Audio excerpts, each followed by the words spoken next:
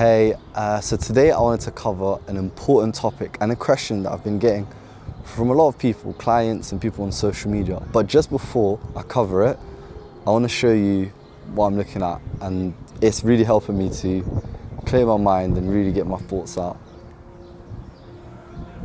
Look at that. So we've got a beautiful lake with a beautiful view.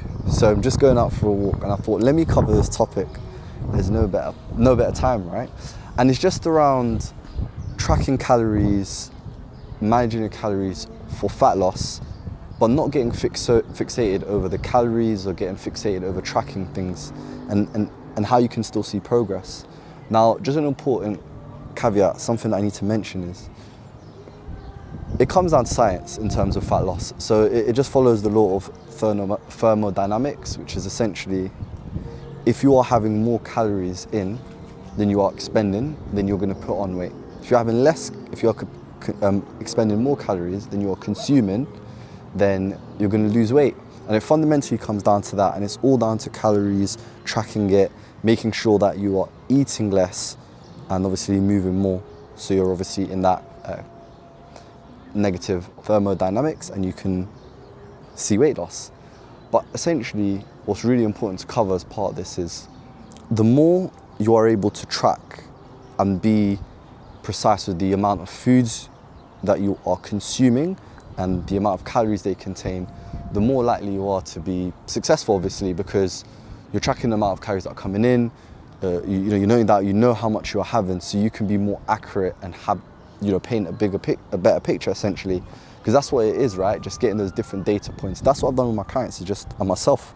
It's just getting those different data points and being able to predict and just to have a greater likelihood of success, as opposed to leaving it to chance. So that's just a caveat I want to give it to you. It's really important. You don't have to track to see progress, but if you are struggling and if you're not seeing results and you want to be more accurate and you want to see better progress, then it's a better thing to do is to track and to get yourself in the right direction. And then you can obviously, once you've got an idea of how it works, you can obviously, start to leave it to other things, such as, using your initiative and your intuition of, different types of foods and food groups, and you've got an idea from it.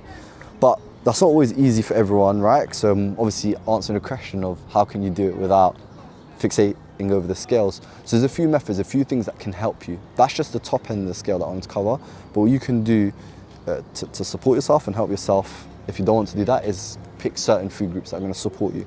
So first I want to cover is lean protein. So lean protein, and in general, all the points I'm going to cover, they're going to be high in nutrients. So they're going to give you the nutrients, but they're going to also be low per calories. Okay, I'll give you two opposites of this point.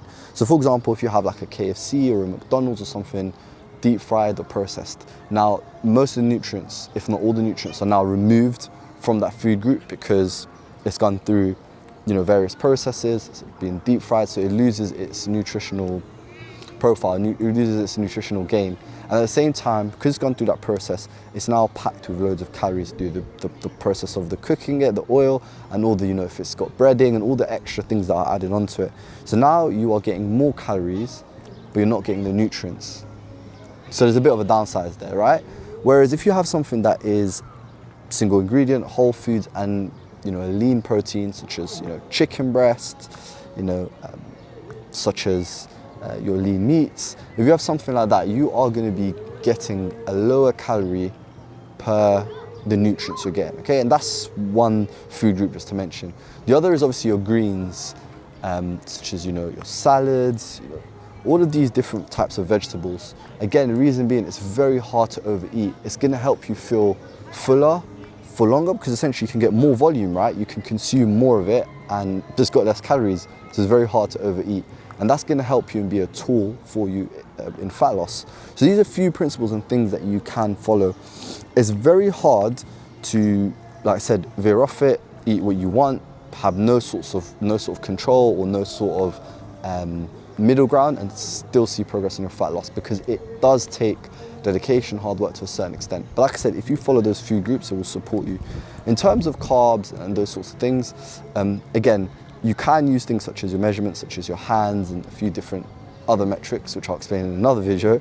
But the main thing I want to get across is, if you are struggling and if you're not really seeing progress and you don't sort of have a handle of it at the moment, it's always good to start off by tracking things, getting it down, getting the metrics down, and then, you know, going from there and using your initiative, like I said. So I hope that helped. If you have any questions, just hit them down below, and that's just to give you an idea of how you can still see progress in your fat loss and what sorts of food groups to follow and look at when you are on a fat loss journey. So I hope that helped, and I'll see you in the next video.